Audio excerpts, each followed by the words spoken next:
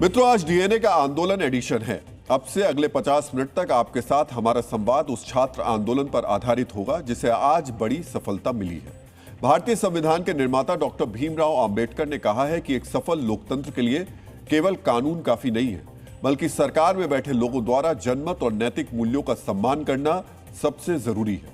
भारतीय राजनीतिक इतिहास में आज का दिन जनमत के नैतिक मूल्यों का सम्मान करने वाले दिन के तौर पर दर्ज हुआ। जनभावना और जन दबाव का सम्मान करते हुए केंद्रीय शिक्षा मंत्री धर्मेंद्र प्रधान ने आज इस्तीफा दे दिया।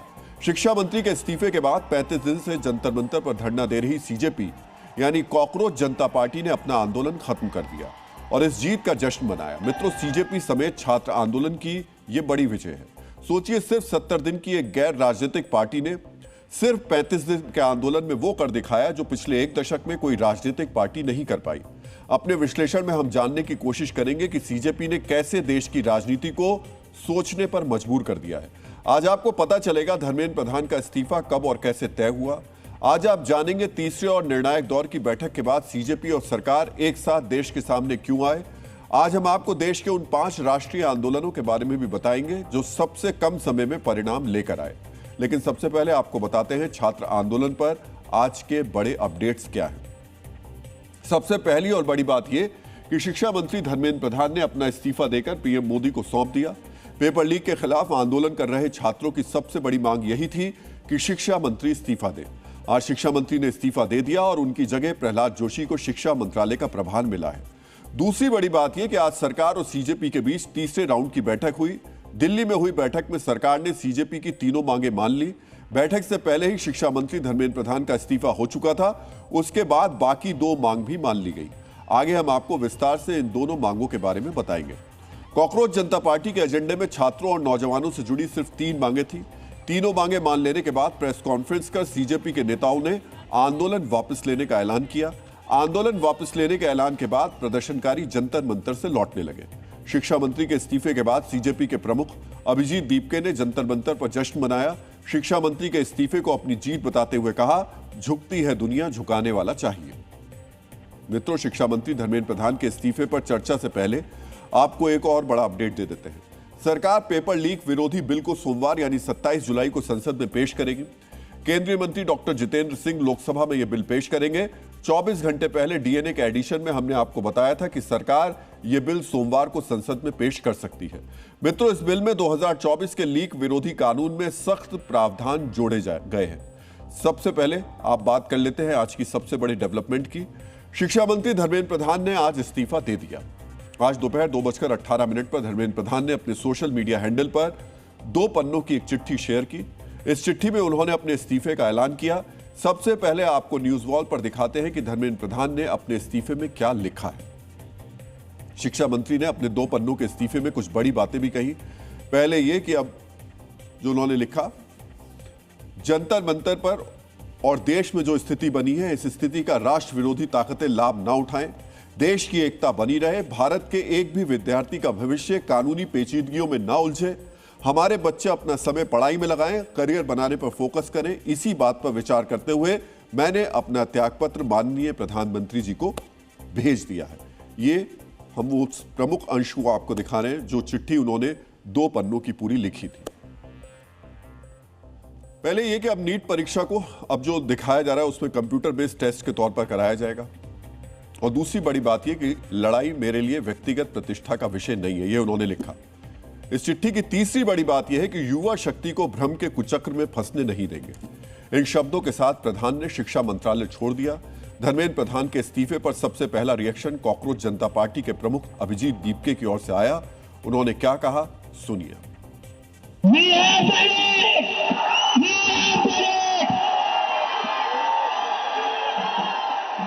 धर्मेंद्र प्रधान ने रिजाइन कर दिया है।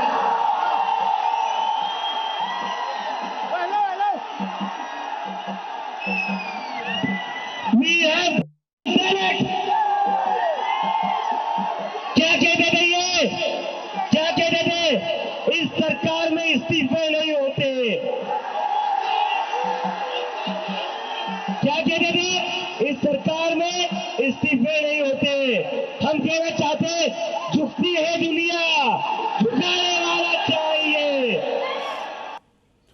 अपने शुरुआती रिएक्शन में अभिजीत दीपके ने जो कुछ कहा उसका अर्थ यही है कि सीजेपी ने सरकार को झुका दिया। दीपके ये इसलिए कह रहे हैं क्योंकि मात्र 35 दिन के आंदोलन में छात्र शक्ति की बदौलत मोदी सरकार ने एक केंद्रीय मंत्री को उनके इस्तीफा देना पड़ा। 6 जून को पहली बार कॉकरोच जनता पार्टी ने जंतर मंतर पर नीट परीक्षा में धांधली के आरोपों के खिलाफ प्रदर्शन किया था। 20 जून 2026 से अभिजीत के नेतृत्व में जंतर मंतर पर अनिश्चितकालीन धरना शुरू हुआ। इसी दिन दीपके ने कहा था कि जब तक धर्मेंद्र प्रधान इस्तीफा नहीं देंगे धरना जारी रहेगा। औपचारिक तौर पर धरने की शुरुआत इसी दिन से मानी जाती है। 28 जून को सीजेपी के धरने को बड़ा बूस्ट तब मिला जब सामाजिक कार्यकर्ता सोनम वांगचुक ने जंतर मंतर पर छात्रों के समर्थन में अनिश्चितकालीन अनशन शुरू कर दिया। आज यानी 25 जुलाई को धर्मेंद्र प्रधान ने इस्तीफा दे दिया, यानी धरना शुरू होने के सिर्फ और सिर्फ 35 दिन में छात्र शक्ति के दबाव में शिक्षा मंत्री को इस्तीफा देना पड़ा। समझिए सिर्फ 35 दिन में अभिजीत दीपके ने वो कर दिया जो स्थापित विपक्षी पार्टियां नहीं कर पाई।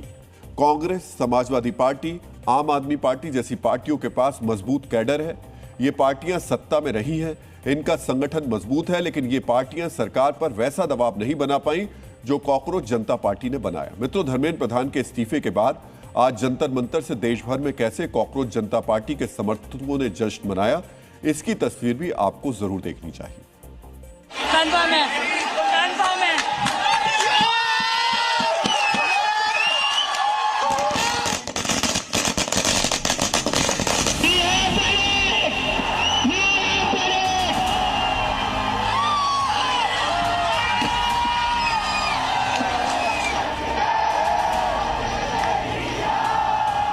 फाइनली ये खुशी हो रही है कि आज जो मैंने क्लास 9 के अंदर पढ़ा था कि right to education, right to accountability, आज वो सच होता हुआ दिख रहा है।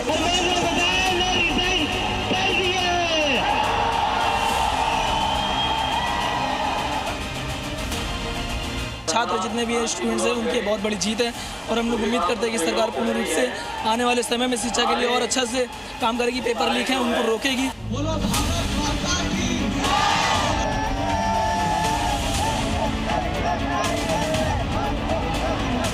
बहुत खुशी हो रही है। ये सिर्फ शुरुआत है एक नए देश की, नए भारत की।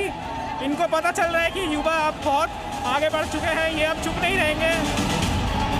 ये एक काइंड ऑफ जीत ही है हमारे लिए, बट ये सिर्फ एक पार्ट है जीत का जिसको हम आगे लेके चल सकते हैं। अपनी आगे की डिमांड जो है हम इंडिया को इम्प्रूव करने के लिए लगा सकते हैं अपनी एनर्जी।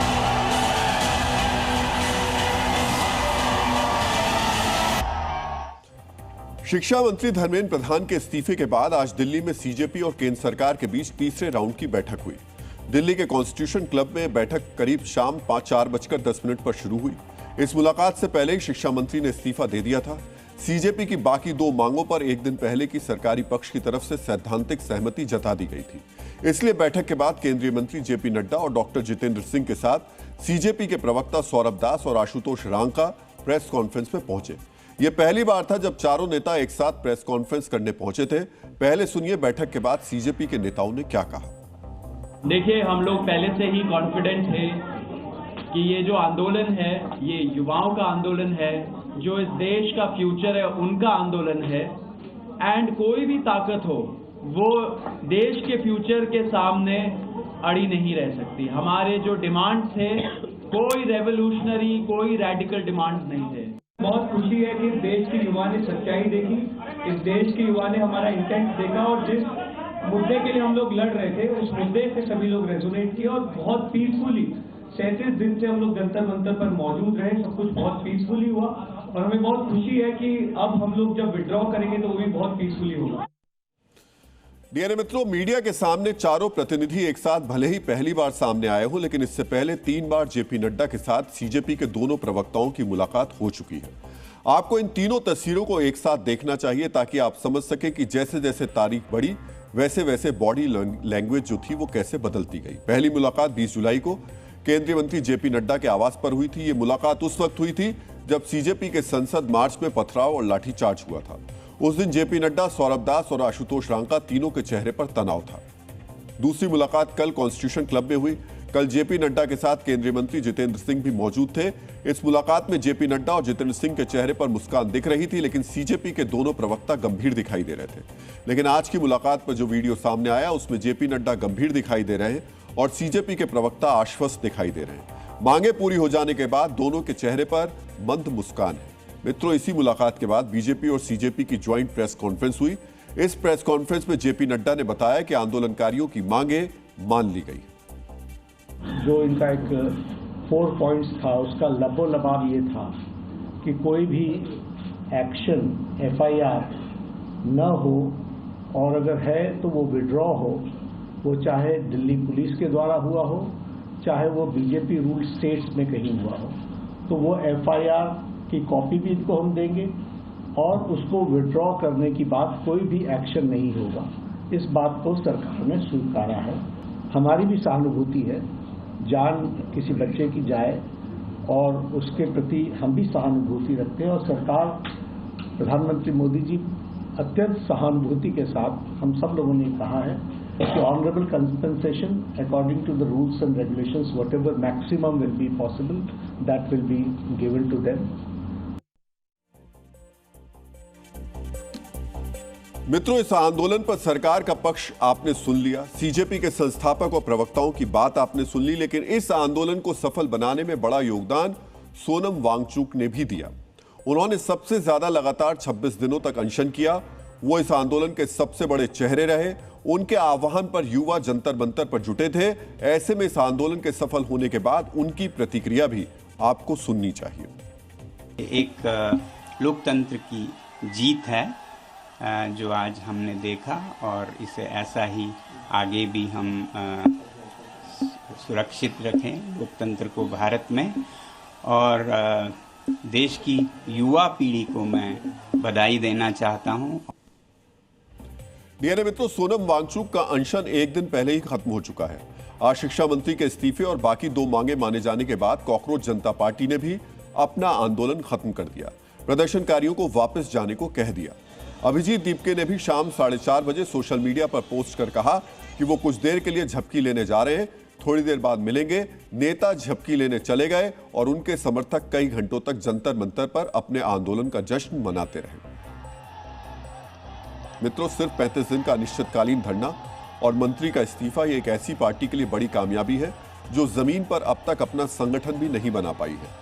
एक ऑनलाइन कैंपेन और युवाओं के समर्थन के भरोसे सीजेपी ने अपने खाते में धर्मेंद्र प्रधान के इस्तीफे की जो बात है वो रख ली।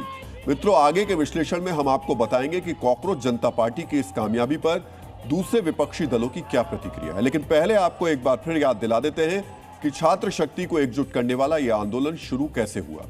15 मई 2026 को chief justice of India justice Suryakant ने एक केस की सुनवाई के दौरान टिप्पणी में बेरोजगार युवाओं के लिए तिलचट्टे और परजीवी शब्द का प्रयोग किया। हालांकि उन्होंने सफाई भी दी। 16 मई 2026 को अभिजीत दीपके ने सोशल मीडिया पर लिखा, क्या होगा अगर सारे कॉकरोच एक साथ आ जाएं। अभिजीत ने इसी दिन कॉकरोच जनता पार्टी बनाने का ऐलान किया, पार्टी की वेबसाइट और इंस्टाग्राम पेज बनाया।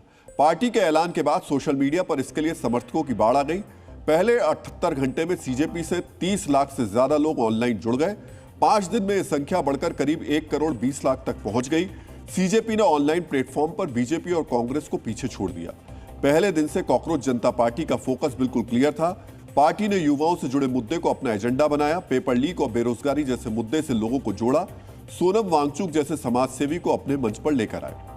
मित्रों, अभिजीत दीपके कॉकरोच जनता पार्टी बनाने से पहले आम आदमी पार्टी के लिए सोशल मीडिया स्ट्रेटेजिस्ट का काम कर चुके हैं।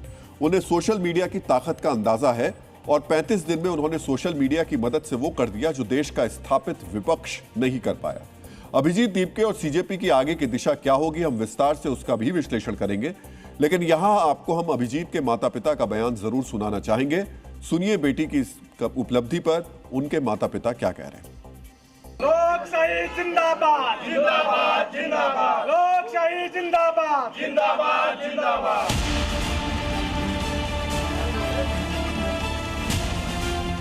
धर्मेंद्र प्रधान साहब ने बहुत ही अच्छा किया है, बच्चों की सुन ली उन्होंने। हाँ, तो उसमें उन्होंने ये मत सोचना कि उनकी ये हार हो गई करके। बच्चों के लिए उन्होंने जो डिसीजन लिया बहुत बढ़िया है। यहाँ से आगे एजुकेशन में बहुत बड़ा रिफॉर्म होने वाला है और उसकी शुरुआत धर्मेंद्र साहब से हो गई। उनका नाम याद में रखा जाएगा। पिछले कई दिनों से आप परेशान थे, आपकी तबीयत खराब हो गई थी, आपका कहना था कि अभिजीत भी वापस आ जाए और ये सब खत्म हो जाना चाहिए। आज खत्म हुआ ऐसा लगता है? सर मुझे तो लगता है कि अब ये आंदोलन ख़त्म हो गया, तो उसने अभी घर पे आ जाना चाहिए। मेरी बहुत इच्छा है ऐसी। खुशी भी हो खुशी है सर, खुशी में है कि बच्चों ने जो पहले मूवमेंट चालू किया और वो अच्छे के लिए किया, इसीलिए उसका विजय हो गया। बहुत खुश हो गई मैं आज। यही आपका कहना था कि धर्मेंद्र प्रधान ने राजीनामा देना चाहिए, रेजिग्नेशन देना चाहिए? हाँ, यही होना था मुझे। बच्चे भी परेशान थे ना, सब बच्चे भी परेशान थे ना। और अभी क्या कहना चाहोगे अभिजीत को? अभी कुछ नहीं बेटा, जल्दी घर पे आ जा तू। अब घर आ जाना? हाँ घर जाने, हाँ घर आना चाहिए, उसकी तबीयत ठीक नहीं। मित्रों, स्वामी विवेकानंद ने कहा था कि मुझे 100 ऊर्जावान युवा दे दो और मैं पूरे देश को बदल दूंगा। अभिजीत दीपके ने इस युवा शक्ति को एकजुट किया, दबाव बनाया और आगे बढ़े। अभिजीत का अगला कदम क्या होगा, हम उसकी विस्तार से चर्चा करेंगे, लेकिन यहां आपको बताते हैं कि धर्मेंद्र प्रधान के इस्तीफे के बाद विपक्षी दलों की त्वरित प्रतिक्रिया क्या आ रही। राजनीति में हर शब्द बहुत सोच समझकर बोला जाता है। विपक्ष धर्मेंद्र प्रधान के इस्तीफे को अपनी सामूहिक जीत बता रहे हैं। केजरीवाल, महबूबा मुफ्ती जैसे नेताओं ने प्रधान के इस्तीफे को बड़ी जीत बताया, लेकिन उनके किसी भी रिएक्शन में सीजेपी या अभिजीत दीपके का नाम नहीं है। जैसे मल्लिकार्जुन खड़गे हैं, उन्होंने इसे सत्य की जीत बताया और प्रधानमंत्री पर उन्होंने टिप्पणी की। केजरीवाल, झुकती है दुनिया, झुकाने वाला चाहिए। इसके अलावा और भी देख लेते हैं। इल्तिजा मुफ्ती कह रही है कॉकरोच जनता पार्टी 1, बीजेपी 0, ये दे रही है इसको लेकर के। केंद्र सरकारियों की लगातार मांग के बाद केंद्रीय शिक्षा मंत्री ने आखिरकार इस्तीफा दे दिया। ये लड़ाई जो बिना डरे दमन के खिलाफ मजबूती से खड़ी रही और सरकार को अन्याय के खिलाफ नैतिक जिम्मेदारी स्वीकार करने पर मजबूर किया, लोकतंत्र की ताकत का प्रतीक है। ये देश में युवा शक्ति की एकता की बड़ी जीत है। धर्मेंद्र प्रधान के इस्तीफे का क्रेडिट जो है वो ये पार्टियां अलग अलग तरीके से दिखाई दे रही हैं। ऐसा क्यों हुआ, इस पर चर्चा से पहले आपको आम आदमी पार्टी के राष्ट्रीय संयोजक अरविंद केजरीवाल को सुनना चाहिए। सुनिए धर्मेंद्र प्रधान के इस्तीफे के बाद अरविंद केजरीवाल ने क्या कहा। धर्मेंद्र प्रधान को अल्टीमेटली इस्तीफा देना पड़ा, ये पूरी डेमोक्रेसी की बहुत बड़ी जीत है। हमारे देश में लोगों का जनतंत्र से भरोसा ही उठ गया था। लोगों को लगने लगा था कि सरकारें सुनती नहीं है। जनता सरकारों के सामने चिल्लाती रहती थी, गिड़गिड़ाती रहती थी। हर चीज के लिए हम सरकार को हाथ जोड़ते रहते थे, पैर पकड़, सरकारें कभी सुनती नहीं थी। इतना बड़ा संघर्ष हुआ और अल्टीमेटली सरकार के अहंकार को झुकना पड़ा, जनता के सामने झुकना पड़ा। ये बहुत बड़ी जीत है, पूरे जनतंत्र की जीत है, डेमोक्रेसी की जीत है। आज का जो तब्दीली पैदा हुई है वो इस बात की तरफ इशारा देता है कि मोदी सरकार अगर ये समझ रही है कि वो जो चाहे कर सकती है, तो इस आंदोलन ने इस बात का उनको खुला पैगाम दे दिया है कि अब तानाशाही नहीं चलेगी। लोकशाही अगर चलाना है तो संविधान के दायरे में जिसको बाबा साहब अम्बेडकर ने बनाया उसके तहत चलाना पड़ेगा। और हम उम्मीद करते हैं कि मुस्तकबिल में, फ्यूचर में कोई पेपर लीक कहीं पर भी किसी प्रदेश में या फिर किसी हमारे देश के नेशनल जो एग्जाम्स होते हैं उसमें नहीं होगा। सवाल यह है कि अगर धर्मेंद्र प्रधान का इस्तीफा सरकार के खिलाफ लोकतंत्र की बड़ी जीत है, तो फिर इस जीत का जश्न मनाने के लिए सभी विपक्षी पार्टियां एक मंच पर क्यों नहीं है? क्यों विपक्षी पार्टियों ने खुलकर अभिजीत दीपके को धन्यवाद नहीं कहा? क्यों आज विपक्ष की बड़ी पार्टियां खुलकर दीपके की प्रशंसा नहीं कर रही हैं? दरअसल इसके पीछे है राजनीति। अब इस राजनीतिक समीकरण को भी समझ लेते हैं। मित्रों, समझिए, आंदोलन को लेकर विपक्ष 2 हिस्सों में बटा हुआ था। विपक्ष का एक हिस्सा सीधे सीधे आंदोलन के दौरान सीजेपी के साथ खड़ा दिखाई दिया। आम आदमी पार्टी, टीएमसी, उद्धव ठाकरे वाली शिवसेना और लेफ्ट की पार्टियां जंतर मंतर पहुंची। लेफ्ट तो सक्रिय तौर पर इस आंदोलन से जुड़ा रहा, लेकिन कांग्रेस आंदोलन से अलग अलग दिखाई दी। कांग्रेस ने राहुल गांधी के नेतृत्व में पेपर लीक और धर्मेंद्र प्रधान के इस्तीफे की मांग को लेकर अलग आंदोलन किया। इस आंदोलन में इंडिया गठबंधन की दूसरी पार्टियां भी शामिल हुई। खासतौर पर समाजवादी पार्टी की सबसे सक्रिय भूमिका रही। यानी पेपर लीक पर देश का विपक्ष पूरी तरह एकजुट नहीं था।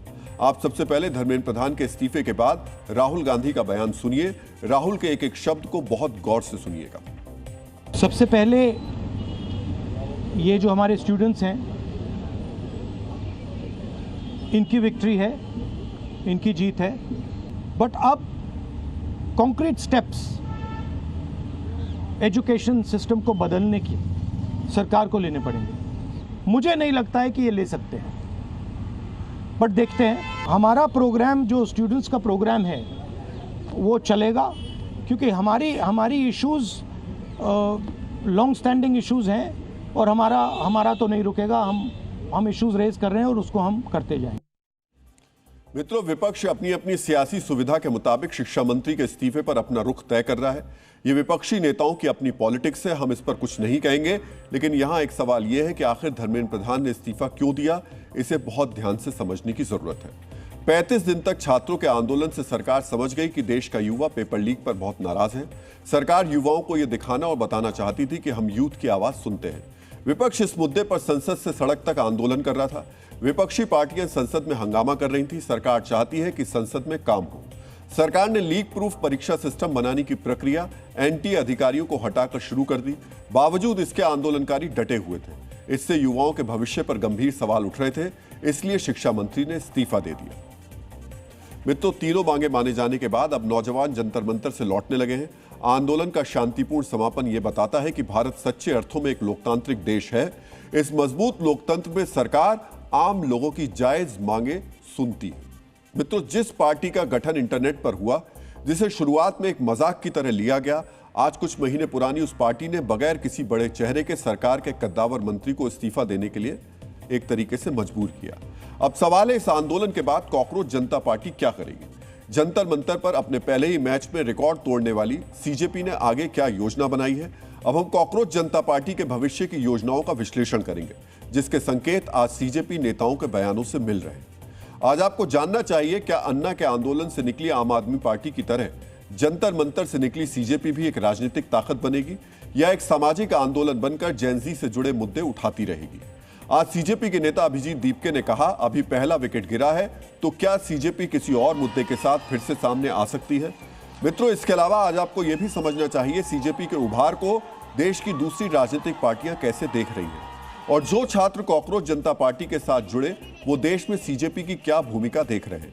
लेकिन सबसे पहले आपको धर्मेंद्र प्रधान के इस्तीफे के बाद कही गई अभिजीत दीपके और उनके सहयोगियों की बड़ी बातों को ध्यान से सुनना चाहिए। ये पहला विकेट है, ये पहला विकेट है, यहां नहीं रुकेंगे, अब तो बस शुरुआत हुई है। अगर अपनी आवाज उठाओगे तभी ये लोग लाइन में रहेंगे, और इन्हें लाइन में रखना जरूरी है, इन्हें लाइन में रखना जरूरी है, क्योंकि ये जो आज खुद को बादशाह समझ बैठे हैं ना, ये हमारी वजह से बैठे हुए हैं। कॉकरोच है, एक बार घुसता है तो निकलता नहीं है कॉकरोच। ये जो पुलिस वाले गुंडों ने हरकत करी थी 20 तारीख को, उसके ऊपर पुलिस वालों के ऊपर एक्शन तो होना ही चाहिए। डीसीपी संदीप लांबा, एसीपी अजय शर्मा, सचिन शर्मा, ये जो लाठियां चलाई है ना अपने अमित शाह और मोदी के नाम पर, अभी एक इस्तीफा हुआ है, याद रखना कॉकरोच से पंगा नहीं लेना है। नहीं सर, हम लोग श्रेय के लिए तो ये लड़ नहीं रहे थे, ये तो हम इस देश के बच्चों के लिए लड़ रहे थे। अब उन 21 परिवारों के लिए लड़ रहे थे जिन्होंने अपने बच्चों को खो दिया नीट का पेपर लीक होने के बाद। हम तमाम राजनीतिक पार्टियां, सामाजिक संगठन, किसान संगठन, दलित संगठन, महिला संगठन, एक्टिविस्ट, सिविल सोसाइटी का धन्यवाद करते हैं। जिन व्यक्तियों ने भी हमारा साथ दिया है, हम उनका स्वागत करते हैं।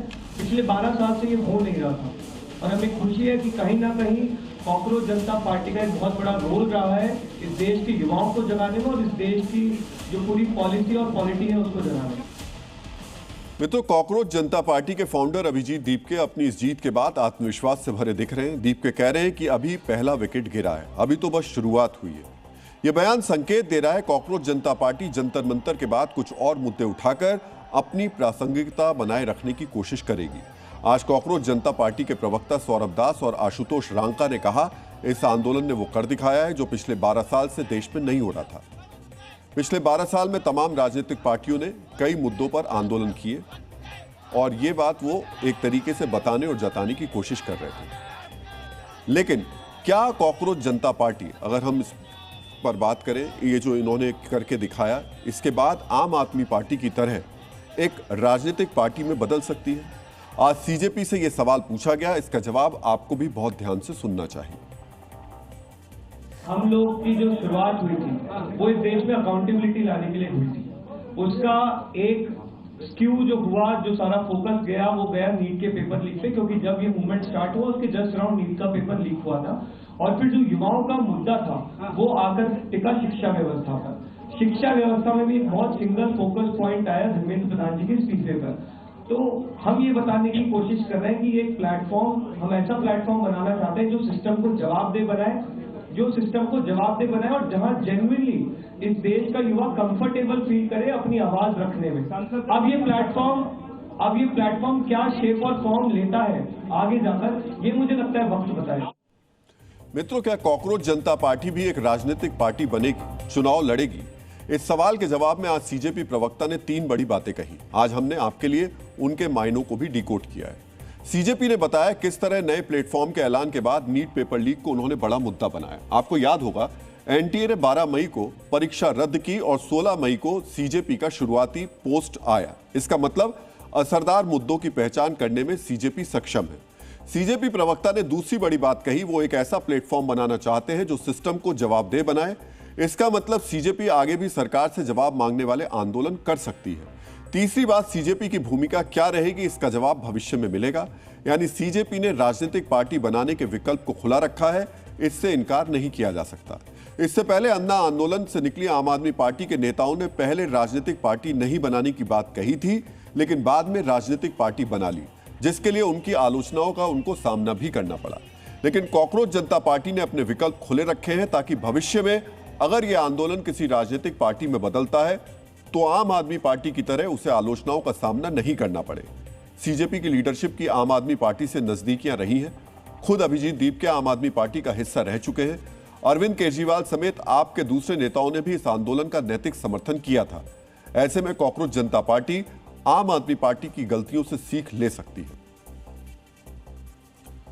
मित्रों, सीजेपी एक राजनीतिक पार्टी बनेगी या फिर सामाजिक संगठन के तौर पर काम करेगी, इसका फैसला सीजेपी को अभी लेना है। लेकिन विपक्षी पार्टियों और सीजेपी के समर्थक क्या सोच रहे हैं, आज आपको इसके बारे में भी जानना चाहिए।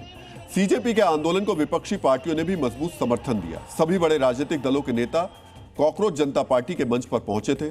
कांग्रेस और समाजवादी पार्टी जैसे दल संसद से सड़क तक आंदोलन का सहयोग कर रहे थे। लेकिन इस आंदोलन की सफलता के बाद राजनीतिक पार्टियों ने इसका श्रेय किसको दिया, इस जीत को किसकी जीत बताया, आज आपको विपक्षी पार्टियों और सीजेपी के सहयोगियों की बातें भी सुननी चाहिए।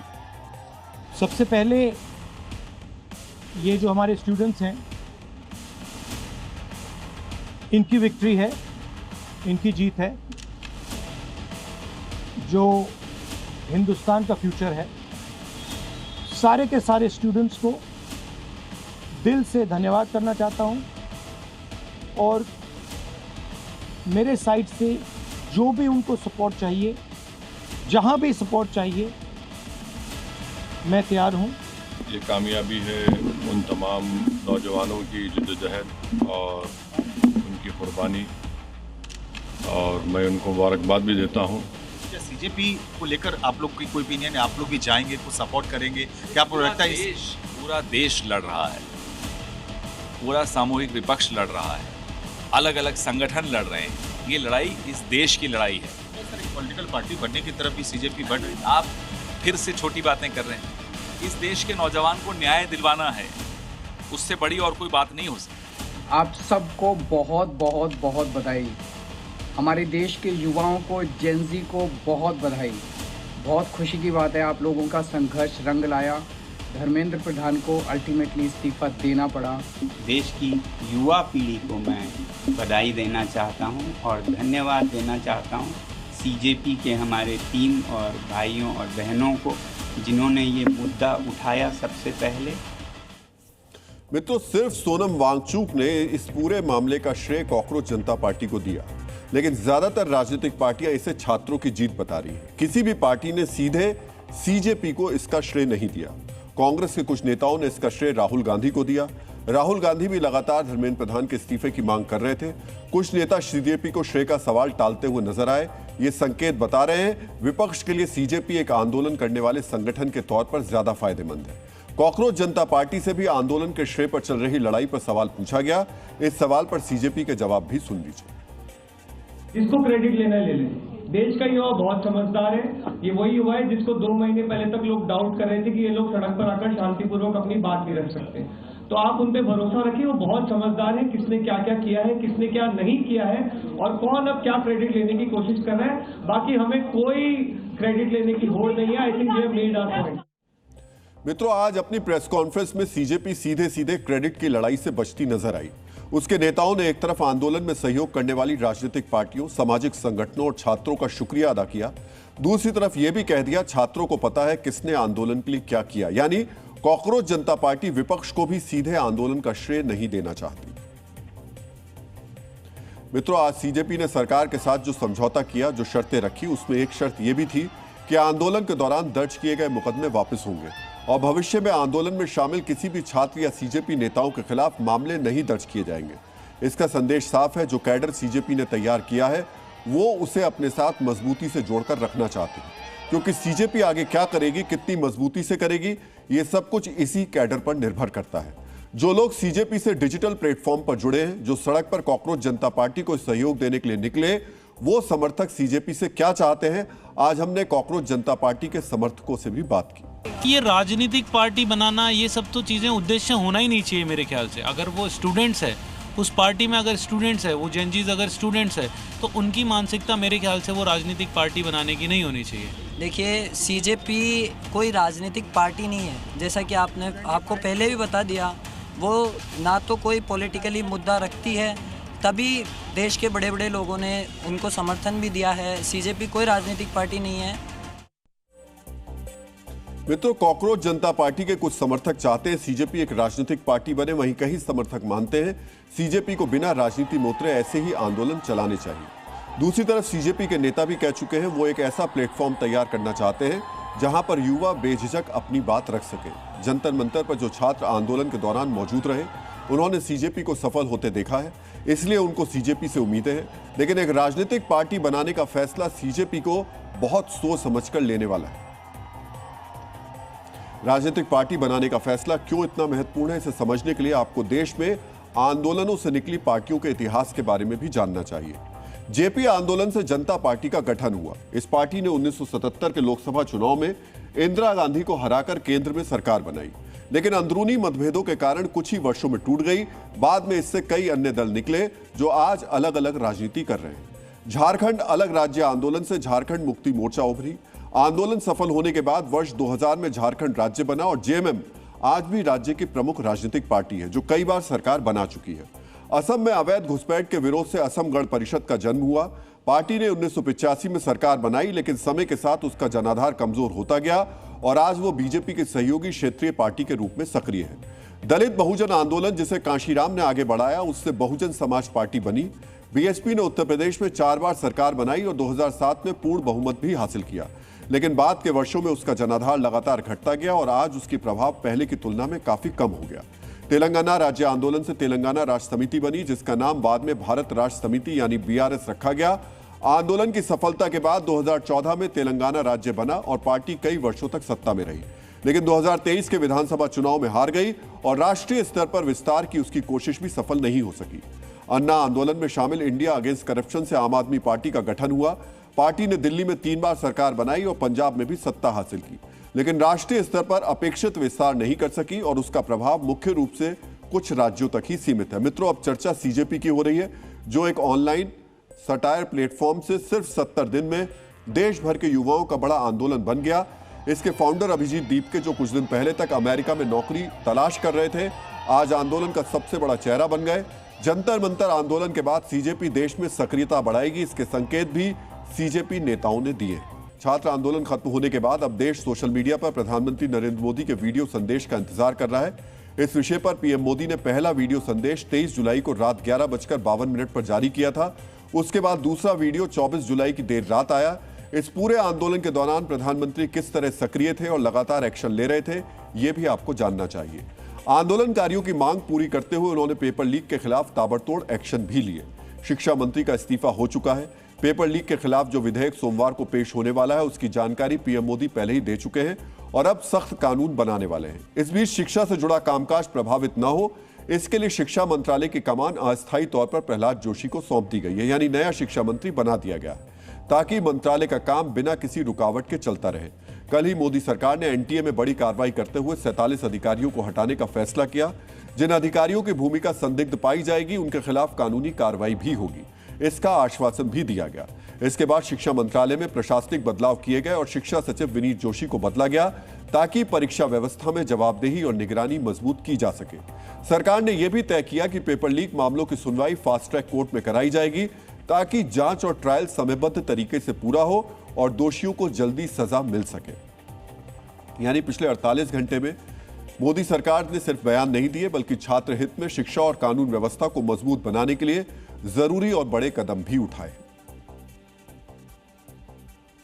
और प्रधानमंत्री ने इस मामले पर जो पहला वीडियो संदेश दिया था वो भी आपको सुनना चाहिए। फास्ट ट्रैक कोर्ट और कठोर सजा के प्रावधान के साथ का यह मुसद्दा कल कैबिनेट में चर्चा होगी।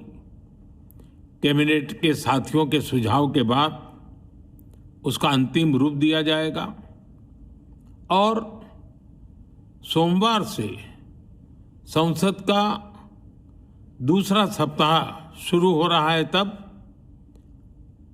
जल्द से जल्द उस बिल को सदन में पारित कराने का प्रयास किया जाएगा। अब आपको जानना चाहिए धर्मेंद्र प्रधान का इस्तीफा कैसे और कब तय हुआ। पहला दौर शुरू होने से पहले ही दोनों पक्ष अपनी रणनीति तय कर चुके थे। सरकार चाहती थी कि पहले जंतर मंतर का धरना खत्म हो और संसद सामान्य रूप से चले, उसके बाद बाकी मांगों पर चर्चा हो। लेकिन सीजेपी ने शुरुआत में ही साफ कर दिया कि उनके लिए सबसे बड़ी मांग जांच नहीं बल्कि जवाबदेही है और जवाबदेही का मतलब शिक्षा मंत्री धर्मेंद्र प्रधान का इस्तीफा है। यही पहली टकराहट हुई। सरकार सुधारों पर बात करने को तैयार थी लेकिन शिक्षा मंत्री के इस्तीफे का मतलब राजनीतिक जिम्मेदारी लेना था। दूसरी तरफ आंदोलनकारी अड़े थे कि बिना इस्तीफे के कोई भी आश्वासन अधूरा रहेगा। इसी वजह से पहला दौर बिना किसी नतीजे के खत्म हो गया। पहली बातचीत विफल होने के बाद सरकार ने लगातार कई स्तरों पर समीक्षा शुरू की। शिक्षा मंत्रालय परीक्षा व्यवस्था पर रिपोर्ट तैयार कर रहा था, गृह मंत्रालय कानून व्यवस्था का आकलन कर रहा था और प्रधानमंत्री कार्यालय आंदोलन के फैलाव पर लगातार नजर रखे हुए था। इसी दौरान देश के कई शहरों में छात्रों के प्रदर्शन शुरू हो गए। सोशल मीडिया पर आंदोलन राष्ट्रीय मुद्दा बन चुका था। सरकार को एहसास होने लगा कि अगर हालात इसी तरह बढ़ते रहे तो ये सिर्फ प्रशासनिक नहीं बल्कि राजनीतिक चुनौती भी बन जाएगा। मित्रों, फिर आया 18 जुलाई। सोनम वांगचुक को हिरासत में लेने और सफेद चादर में ले जाने के वीडियो में कुछ ही घंटों में पूरे देश में वायरल हो गए। यही इस आंदोलन का सबसे बड़ा टर्निंग पॉइंट साबित हुआ। आंदोलन जो अब तक पेपर लीक तक सीमित था, अचानक छात्रों के सम्मान और सरकारी कार्रवाई की बहस में बदल गया। जंतर मंतर पर भीड़ तेजी से बढ़ने लगी और सरकार के लिए आंदोलन को सिर्फ कानून व्यवस्था का मामला बताना मुश्किल होता चला गया। 21 जुलाई को इस आंदोलन को राजनीतिक ताकत भी मिल गई। राहुल गांधी, प्रियंका गांधी और विपक्ष के कई नेता प्रधानमंत्री आवास के बाहर धरने पर बैठ गए। केंद्रीय मंत्री जितेंद्र सिंह बातचीत के लिए पहुंचे लेकिन राहुल गांधी ने साफ कह दिया कि धर्मेंद्र प्रधान के इस्तीफे से पहले कोई समझौता नहीं होगा। यहीं से आंदोलन दो हिस्सों में बढ़ गया। सड़क पर छात्र थे और संसद के भीतर पूरा विपक्ष। सरकार पर दबाव अब दो दिशाओं से बनने लगा था। 24 जुलाई को दोनों पक्ष फिर आमने सामने बैठे। करीब 2 घंटे चली बातचीत में पहली बार कुछ प्रगति दिखाई दी। सरकार ने पेपर लीक के पीड़ित परिवारों को राहत देने और प्रदर्शनकारियों के खिलाफ कानूनी कार्रवाई पर नरम रुख दिखाया। यानी 3 में से 2 मांगों पर बातचीत आगे बढ़ गई, लेकिन तीसरी मांग पर फिर गतिरोध पैदा हो गया। सीजेपी ने 2 टूक कहा कि धर्मेंद्र प्रधान के इस्तीफे के बिना समझौता नहीं होगा। सरकार ने भी उसी समय कोई फैसला नहीं लिया।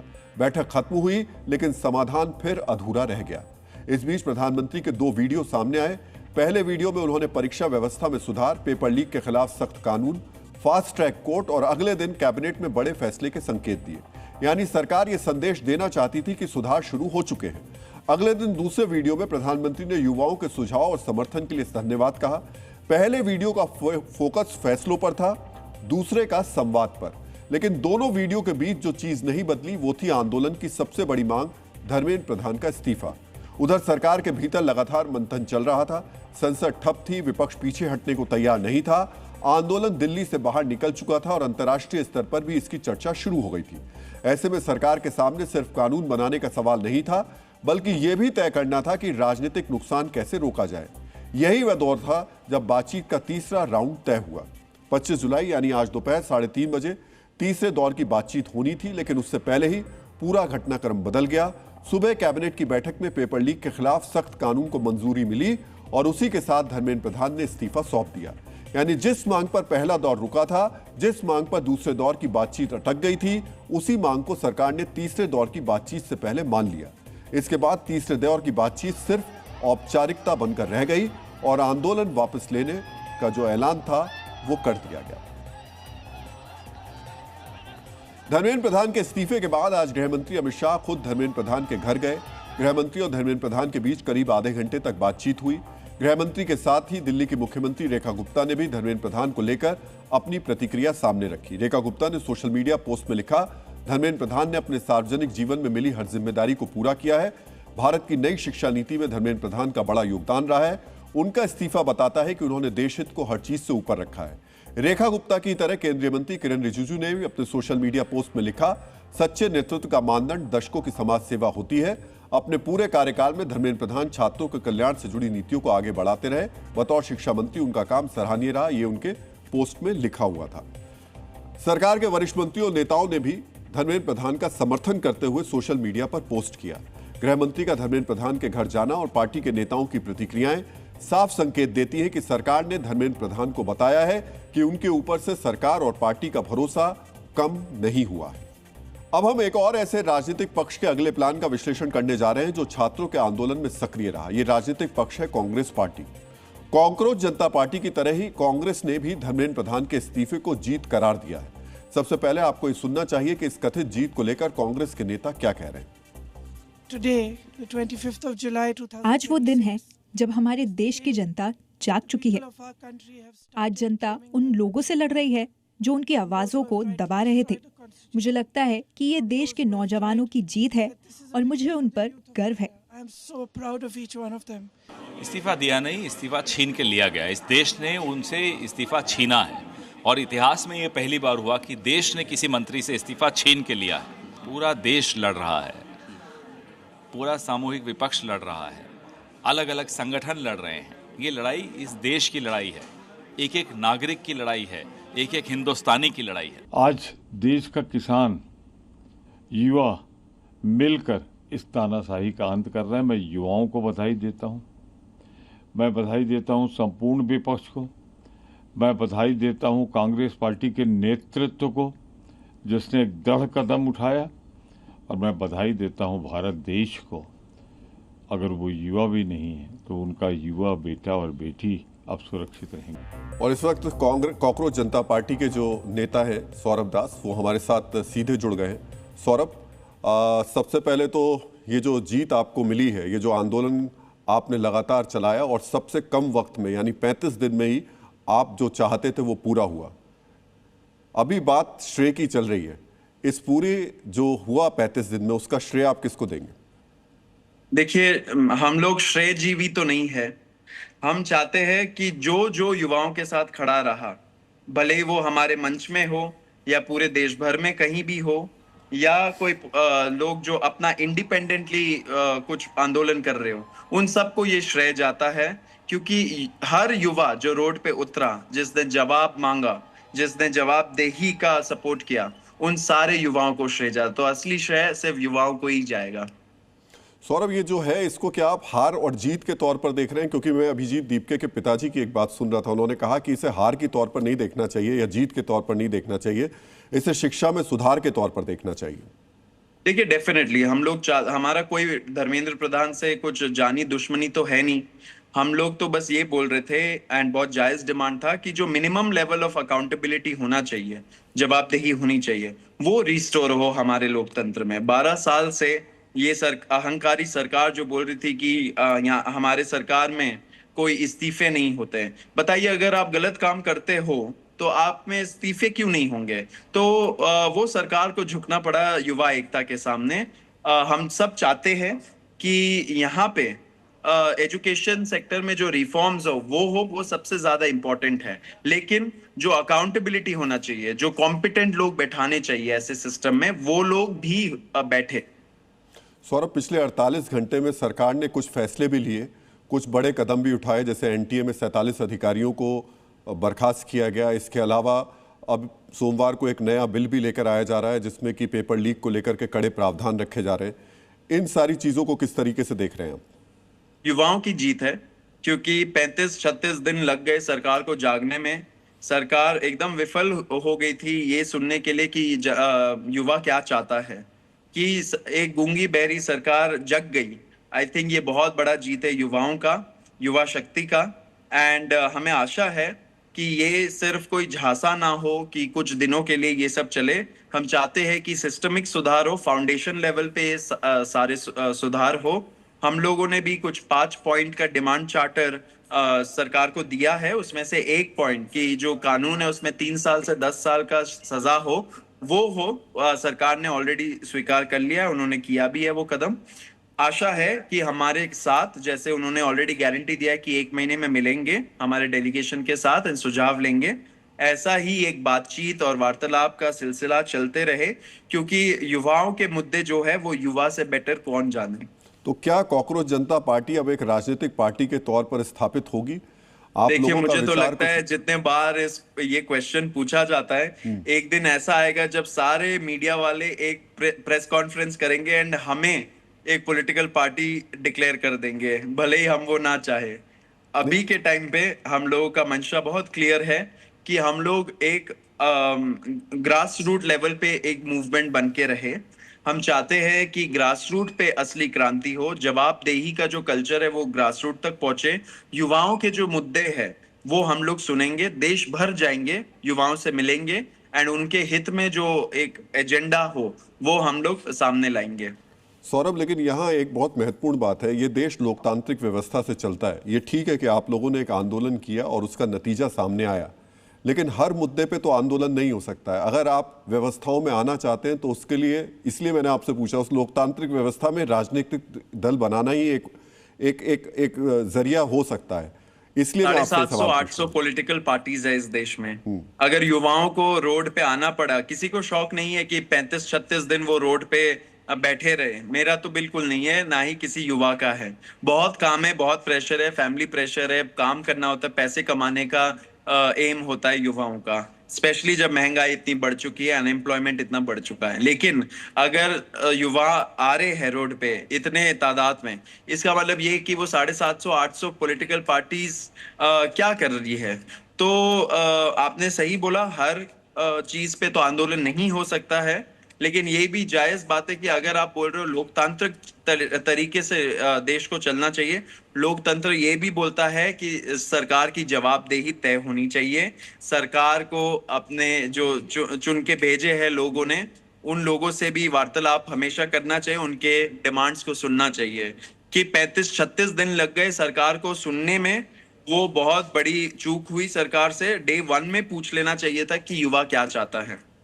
सौरभ, अभिजीत दीपके कहाँ है? वो नजर नहीं आ रहे हैं इस पूरे, जब ये आपका जब सब कुछ हुआ उसके बाद मंच पे तो दिखे। देखिए, उन्होंने कल ही बोला था कि उनको टाइफाइड का डायग्नोज हुआ है, टाइफाइड का डायग्नोज हुआ है, तो अभी रेस्ट कर रहे हैं। बहुत लंबा लड़ाई हम लोगों ने लड़ा है एंड आगे भी ये लड़ाई जारी रहेगी। धन्यवाद सौरभ, हमसे बात करने के लिए। डीएनए में अब आज का संदेश, युवाओं आपके हाथों में कलम भी है, कर्म भी है और कल भी है। ऐसा लिखिए, ऐसा कीजिए, ऐसा जिए कि भारत का भविष्य आपकी पहचान से पहचाना जाए।